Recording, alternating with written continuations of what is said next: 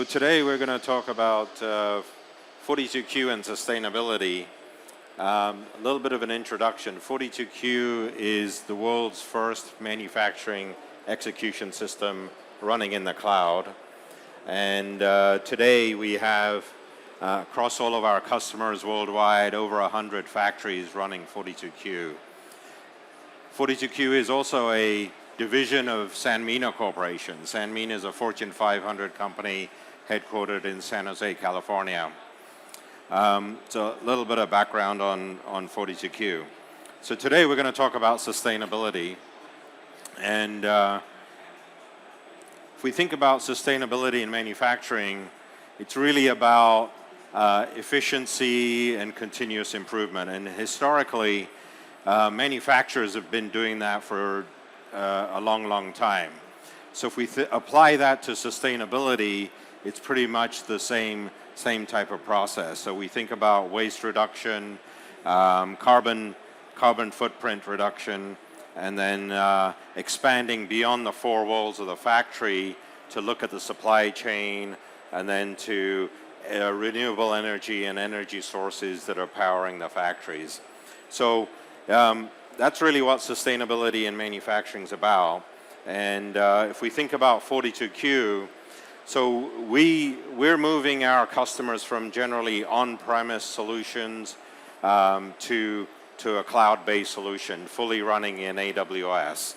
And if we think about servers and storage and network equipment that runs on-premise to run an MES system, that's a significant amount of energy usage, carbon footprint, and so on. And usually all of that infrastructure is not as efficiently used as it could be. In the cloud environment that 42Q runs in, we're running a full multi-tenant environment where it's high levels of efficiency in utilizing that server and storage compute. So by moving from on-premise to the cloud, we're already gaining efficiency and reducing energy usage and carbon footprint. In addition to that, AWS today is running at approximately 80% reduction in carbon footprint and is aiming to get to 100% in the next couple of years. So if we think about that, 42Q customers automatically get that benefit. So 42Q today is 80% carbon neutral. Within the next 2 years, we're going to be 100% carbon neutral. So that's a massive change from what we see on premise today. So if we think about the specific things that go on in a manufacturing environment, today we have our customers are able to track not only the manufacturing information, but also the equipment information, products being built, processes, and tracking all of that.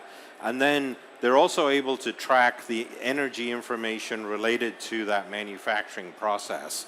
So at a very detailed, granular level, we're able to calculate the carbon footprint and other metrics in terms of energy usage related to the products being built.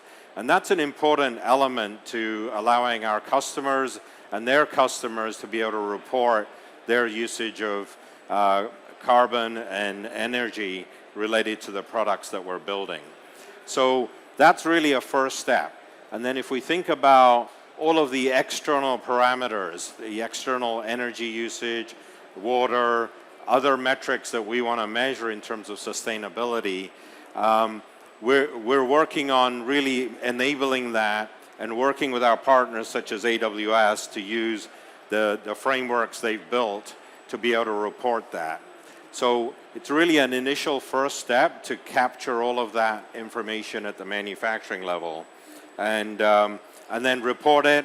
Allows our customers within 42Q not only to report it, but then to use that information to optimize their energy usage, their carbon footprint, and so on.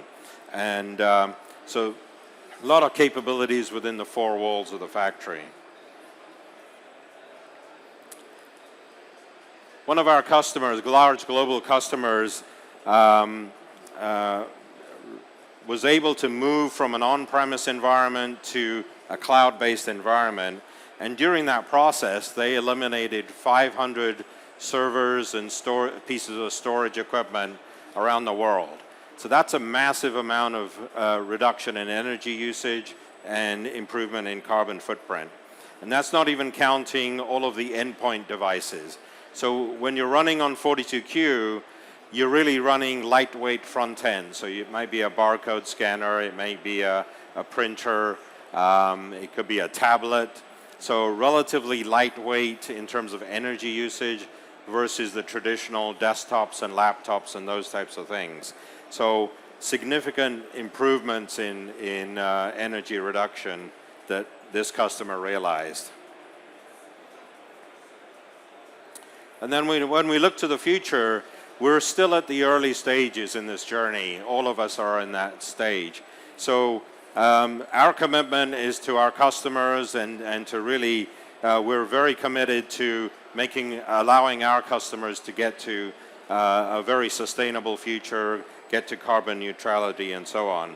And we're really looking at government regulators. The regulations are beginning to come in.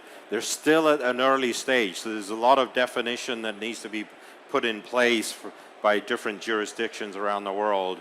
The EU's taken a leadership position in that, but it's still at an early stage. So as those government regulations are defined and put into place, we'll see more technology to support the reporting and the measurement of all of that activity. So it's still a work in progress, but we're committed to helping our customers get to those goals and working with our partners such as AWS to really leverage the technology to achieve those goals. With that, I'm going to hand over to Doug Bellin here. Thank you. One of the things that I want to add before you leave the stage is I think you're too humble to admit this. 42Q is not a new product. It's not a new product in the cloud. I think I've been with the company almost 7 years, and probably 6.5 years ago, I was actually introduced to 42Q. That means there's a lot of risk that's been eliminated from, is this going to work?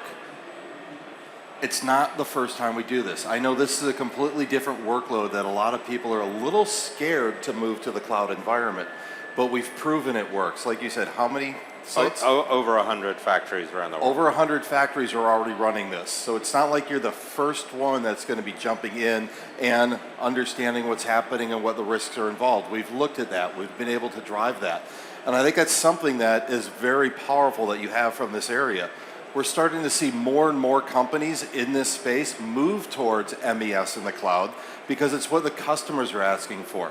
How do I have that footprint smaller? How do I understand where I can do some of these savings and lower that risk profile as well? At the same time, what I kind of want to talk about is where this fits in the bigger picture within AWS's environment and our portfolio. So if we look at this, within manufacturing operations, we really look at 5 different areas. How do we look at understand operational improvements and operational capabilities? Call it smart factory. Whichever buzzword you want to use, there's probably 16 different coined phrases for that right now. Moving from smart factory into smart products. What are the products that you're making and how do you make those smarter for your users to be able to develop from there? Engineering and design. So how did you design those products of what you're going to create? We have a great demo over on the side over here that talks about how we can move those again into a lower carbon footprint for you to not have to worry about the amount of power that you're using. Supply chain is big. How do we understand what's happening in the supply chain? What's the next disruption going to be? And ultimately, what we're talking about here is that combination of sustainability as a use case and how sustainability actually covers all those different areas as we move forward. To make your life easy, what we have done is work with our partners, worked internally with our solutions of what we're building to be able to have capabilities. So when you come to us, you can say, I need a product that does this. We will work with you to understand how that's going to fit in your environment with different solutions that are pre-built with our partners that are pre-built with our internal capabilities for you? Can we help you improve your operations, modernize it, build you into something with a lower footprint, but it's going to make your business move better as well? And then ultimately, when we look at this, it really covers multiple different areas. You have two concerns: grow and reduce cost. How do I sell more? How do I get more out the door? How do I improve the business ultimately of what we're trying to do? If you have a discussion with your CEO, that's what you're looking for. Lower cost, improve sales, improve customer retention. Ultimately, anything in here across those 4 different areas, 5 different areas, are going to help you in those areas. Do not look at these as different silos. Smart products and the information from that smart product is really incredible when you start to tie it into your engineering design workloads. An MES system being driven by PLM. And then how does PLM get driven by that smart product as you move forward? That will also allow you to look at a data-driven capability to start to reduce your cost.